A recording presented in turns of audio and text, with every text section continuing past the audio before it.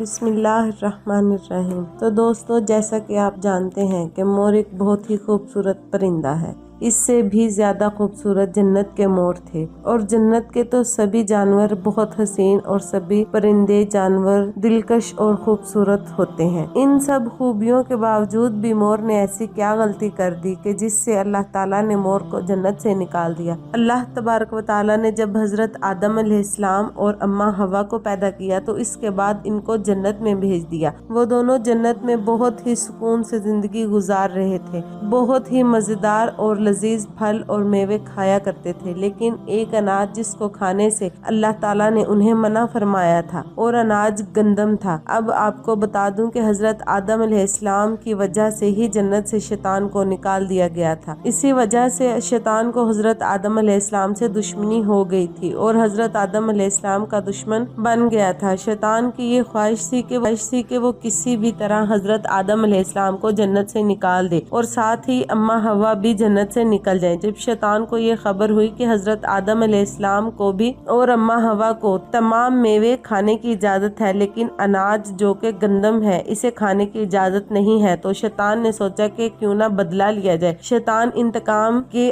آگ میں جل رہا تھا اور اس لیے جنت کے دروازے کے پاس آیا اور بیٹھ گیا۔ 300 سال تک وہاں بیٹھا رہا، کوئی جنت کے دروازے سے باہر نہیں آیا، اور شیطان یہ سوچتا رہا اور بیٹھا رہا کہ کاش کوئی جنت کے دروازے سے باہر آئے۔ ایک دن اچانک جنت سے مور باہر آیا۔ شیطان نے اس کو دیکھا اور بہت خوش ہوا۔ شیطان نے اس مور سے پوچھا، اے خوبصورت پرندے، تم کون ہو؟ مور بولا، میں مور ہوں، اب تم بتاؤ، اپنا تعارف کرواؤ، تم کون ہو؟ تو شیطان نے جھوٹ بولا کہ میں ایک فرشتہ ہوں، میں اللہ کی عبادت سے ایک پل بھی غافل نہیں ہوتا، میں یہ چاہتا ہوں کہ میں بھی جنت میں جاؤں، وہاں کی نعمتوں کو خود سے دیکھ سکوں۔ تو شیطان مور سے کہنے لگا، کیا تم مجھے جنت کے اندر لے جاؤ گے؟ میں تمہیں اس کے بدلے 3 ایسی باتیں بتاؤں گا جس سے تمہیں اپنی زندگی حاصل ہو جائے گی، تمہیں بڑھاپا اور بیماریاں نہیں آئیں گی، تم ہمیشہ کے لیے جنت میں ہی رہو گے۔ شیطان کی یہ تمام باتیں سن کر مور لالچ میں آ گیا اور کہنے لگا، مجھ میں تو اتنی طاقت نہیں ہے میں تمہیں جنت کے اندر لے جاؤں، لیکن میرا ایک دوست ہے جو سانپ ہے، وہ شاید تمہاری مدد کر سکتا ہے۔ یہ کہہ کر مور اپنے دوست سانپ کے پاس آیا اور اس کو ساری بات بتائی۔ سانپ بھی شیطان کی باتوں میں آ گیا اور باتوں سے بہت خوش ہوا، پھر شیطان کو اپنے منہ میں چھپا لیا، جنت میں داخل ہو گیا، اور یوں شیطان اپنی چال میں کامیاب ہو گیا۔ جنات کے تمام نگہبانوں کو یہ معلوم ہوا تھا کہ شیطان یہ چال چل رہا ہے اور جنت میں آ چکا ہے۔ فرشتے شیطان کو جنت سے نکالنے لگے، تبھی اللہ پاک کا حکم ہوا،